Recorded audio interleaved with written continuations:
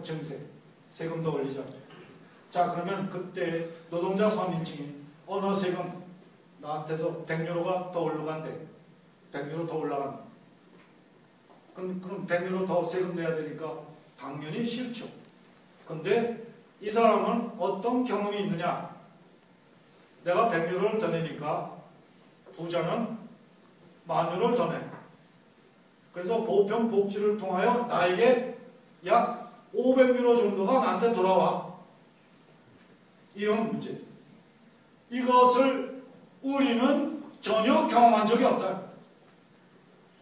그러니까 내 돈 10만원을 내가 더 내야 돼? 물론 부자는 더 내겠지. 근데 나한테 10만원 나갈 뿐이지 내가 혜택 받아본 게 없다.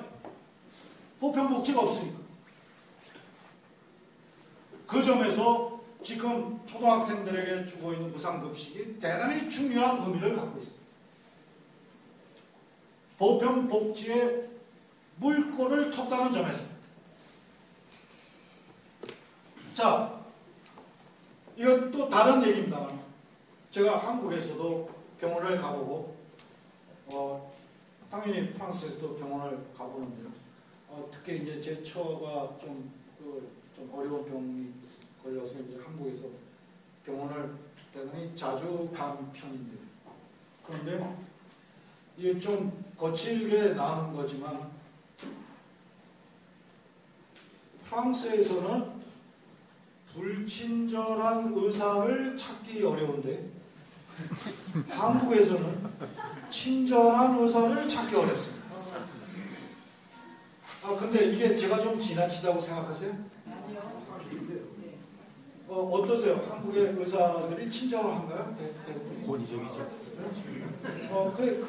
그래서 저는 정말 프랑스에서는 불친절한 의사를 찾기가 어려웠는데 한국에서는 친절한 의사를 찾기 어려워요.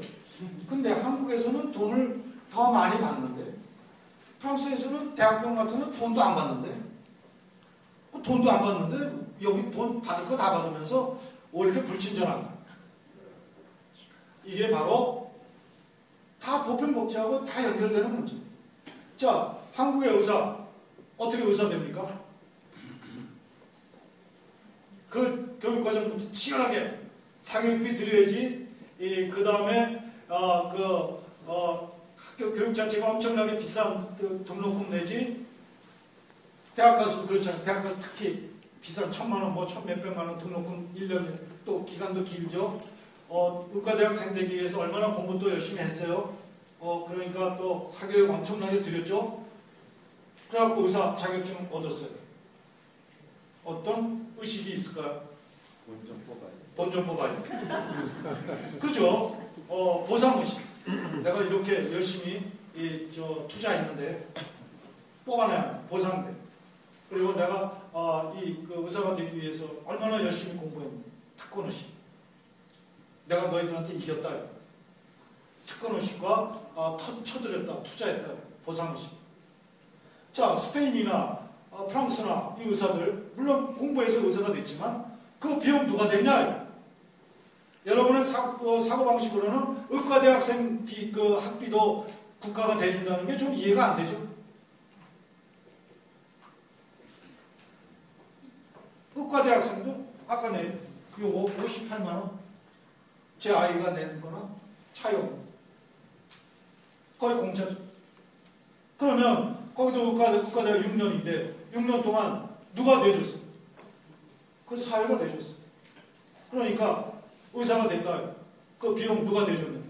내가 한 거 아니거든.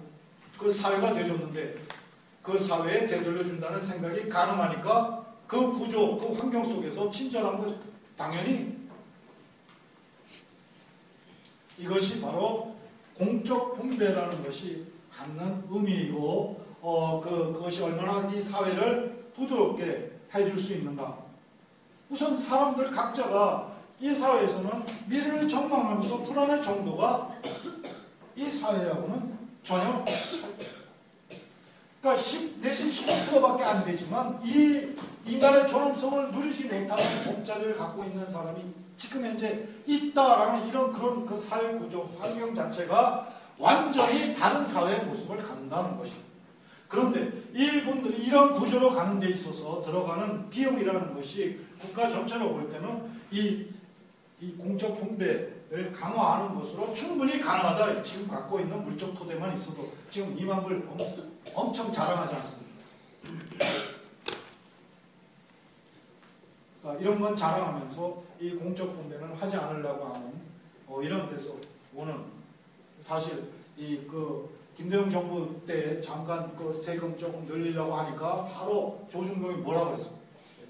네, 세금 폭탄. 우리나라는 세금 폭탄 갖고 안 돼요. 세금 핵폭탄이 필요합니다.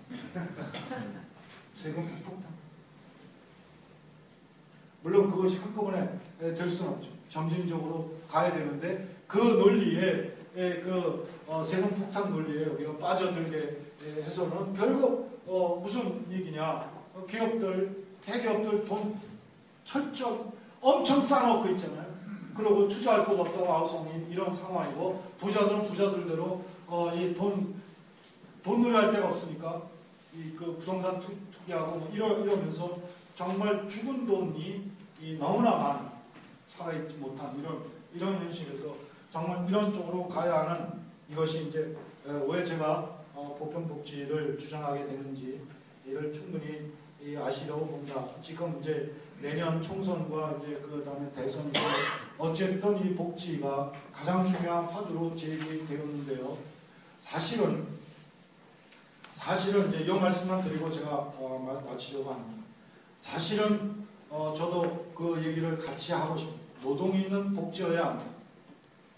그 노동이 있는 복지라는 것이 뭐냐 하면 바로 이 공적 분배에 있어서 재분배 이전에 즉 이 국민 부담률에 의존하기 전에 소득 계층 간 소득 편차라든지 특히 노동소득이 자본소득과의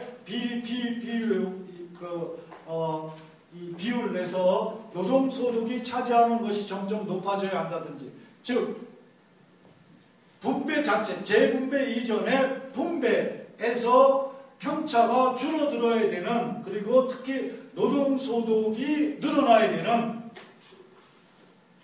이것이 당연한 요구인데 그러니까 그 얘기는 비정규직 문제 해소해야 되고 동일노동, 동일임금이 주어져야 되고 이런 최저임금이 굉장히 높아져야 되고 이런 너무나 당연한 요구인데 이것이 너무 우리 사회에서 진보정당이 너무 취약하고 너무 약한 이런 상황이기 때문에 좀 제가 볼 때는 이 복지, 보편복지를 통하여 우회하는 그런 것도 길일 수 있다라는 생각을 하고 있습니다. 왜냐하면 노동 있는 복지 얘기하면 워낙 이 레드 컴플렉스 때문에 가기가 너무 어렵다.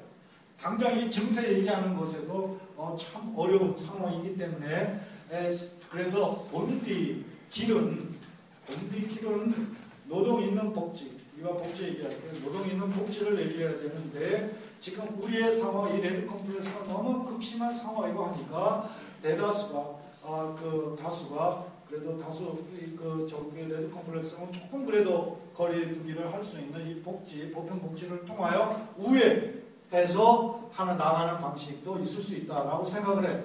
왜 이러냐면 지금 근데 전주 그 버스 기사분들이 지금 그 농성 파업을 하고 있는데 사실 그 사주 쪽 그 회사 측에 주고 있는 그런 혜택이나 이런 것이 원래 이 기사들이 향유해야 되는 것인데도 불구하고 잘못되어 있는 이런 것에 분노해서 그 기사분들이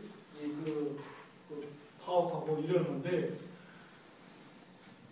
그 전까지 같이 그 버스 타시고 했던 그 전주 시민들이 그 기사분들 보고 저 뻘갱이들 이런단 말이에요.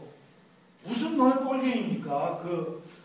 그러니까 그만큼 이 레드 컴플렉스가 심한.